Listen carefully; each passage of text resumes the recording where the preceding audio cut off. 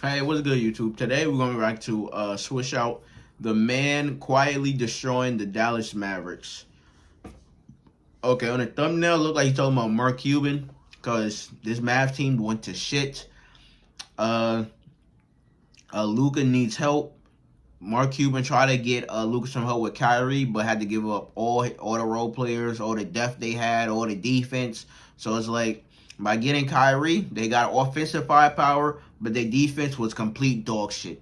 And it's like they can't defend nobody. Everyone there is a fucking cone. It is a travesty, man. It is a travesty. But let's get into the reaction. Almost 20 years and ago, reports saying, hey, Luka might request a trade this summer. Walk in free agency because he thought the duo of Nash and Nowitzki basically ran its course. Mind you, in this time frame with Nash, they had just had their greatest run in their franchise's history. And they won. had just made 4 consecutive playoff appearances. They made the conference finals, and they were coming off of the worst drought of the last decade. In fact, if you look at the Mavericks through the 90s, they had the worst winning percentage. So that pairing had literally brought that organization life. With Steve Nash, they went from being the worst team all through the 90s to, in his last 4 seasons there, having the 3rd best winning percentage in the entire sport.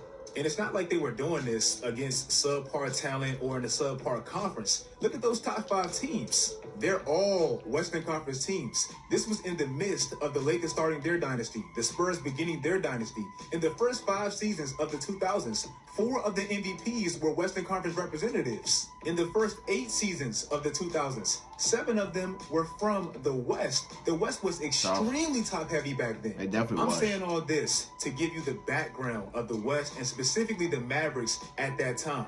Mark Cuban basically let Steve Nash walk for nothing, and even to this day, he still says it's his biggest mistake as the Mavericks owner. 20 years later, it looks like he's done it again, and this time it seems 2 times worse. The Mavericks right now are an absolute mess. And yes, it's easy to blame Kyrie and post that funny meme of him destroying all those teams, and it's really not Kyrie's fault, to be real. Kyrie been hooping. It's just that the team around them is dog shit. Like, they can't play no defense. Like, the role players that the Mavs have is like trash. Because, like, they have to give everyone up just to get Kyrie there. So it's like, fuck. 2 times worse. The Mavericks right now are an absolute like, Kyrie haven't been bad, bro. It's easy to blame Kyrie and post that funny meme of him destroying all those teams, and it looks to be true. But it's really not Kyrie's fault.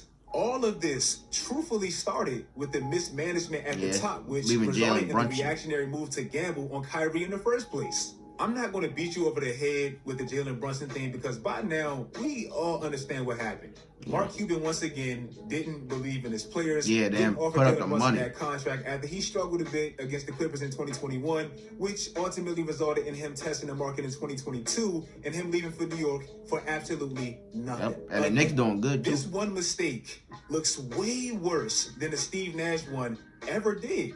At least when the Mavs lost Steve Nash, you can say, okay, the team kind of plateaued a bit in the stacked West. They needed a bit of a different direction. Steve Nash was entering his 30s. And the change with moving Steve Nash and moving on from Don Nelson allowed Dirk to really take that lead. Yep. Record-wise, they got even better. They made their first NBA Finals. Their best player won his first MVP. So even if they didn't win a championship in the immediate future, they were able to confidently say, okay, we made a solid choice. Even though I feel like they could have at least gotten something back for Nash. Losing Jalen Brunson was quite literally the beginning of the fall of the Dallas Mavericks. That is true. Look at where the Knicks were last year and look at where the Mavericks were last year. And now look at them this year. I'm not saying it's all Brunson, but essentially, that's like a 48-game impact. Never forget, right before the playoffs last year when Luka got hurt for the first 3 games against Utah, Brunson they were up 2-1. Mainly because Jalen Brunson was doing this. Yes. At the top of the year of 2022, the Mavericks season completely flipped when they all bought in to Jason Kidd's team defense. Yes. They closed that out team defense quickly. was good. They methodically hit Luka. But the Warriors top just defenses in that span, which resulted in them having the second best record in that span. And they carried that momentum into the playoffs. In the first round, again, without Luka for the first 3 games, they gave Donovan Mitchell, a known playoff performer, one of his worst series of his career. And Utah collectively, they scored the least amount of points per game of the entire conference, and they had the worst three-point percentage of the entire playoffs. So Dallas's defense, they really held down the fort. So why is this Dallas team in 2023 5 games below 500, out of the play-in tournament, and so oddly bad? It's no secret to how bad the Mavs are defensively, really all season. They were ranked about 23rd, 24th pre-Kyrie trade. They're ranked 23rd, 24th right now. But offensively, even though I don't necessarily love the style, they've been, as expected, great. The Mavericks have 2 of the best half-court offensive players in the sport, and obviously, they play to that. The Mavericks simply play half-court basketball. Like, they're dead last in almost every transition stat, dead last in pace, first in ISO possessions. They play to their best players' strengths. They literally have a foul magnet whining star, and it can play to his detriment, but Luka, he gets his calls. Kyrie's still as creative and efficient as a scorer as you can have in this league, especially at his size. Tim Hardaway Jr. is shooting 47% from deep since Kyrie arrived, and collectively, they're still the best shooting team in the league since Kyrie put on the Dallas jersey. So offensively, they're good. So again, they're terrible defensively. They're great offensively. What else can be another problem that this team really has? Because recently they've sucked. Well, Kawhi, he said it best. More man gets paid. This team can't get is getting absolutely destroyed on the glass. Did you know they're getting out-rebounded by the largest margin in the last 4 seasons? Look at the Which I'm surprised because, like, don't the Mavs have JaVale McGee? I thought JaVale McGee would have, like, a bigger role. Like, they're by 4 years ago. In fact, look at the last 5 teams that were dead last in rebound differential. They're either the worst team in the NBA or easily one of the worst teams in the NBA. So for the Mavs, it's an absolute mess of a recipe to not be able to really get stops. And even when you they centered the white power, effectively clean the glass. To me, as far as having like grit and toughness on the glass and defending the interior, they have like the worst front court depth or worst front court. They got JaVale McGee. Any contender that I can really think about. Think about it like this. The Mavericks, they're 3-10 in their last 13 games. Guess what? In said games, they're out shooting their opponents from the field, from the three-point line, and from the free throw line. So again, why are they losing like this? Because they are getting punished on the glass. In the last 13 games, they've been outboarded in 11 of them. In these games, they're giving up a differential of -7. That would be the worst in almost 14, 15 years. Luka next season will be making $40 million, deservingly, obviously. But after that, you have some real head scratchers financially.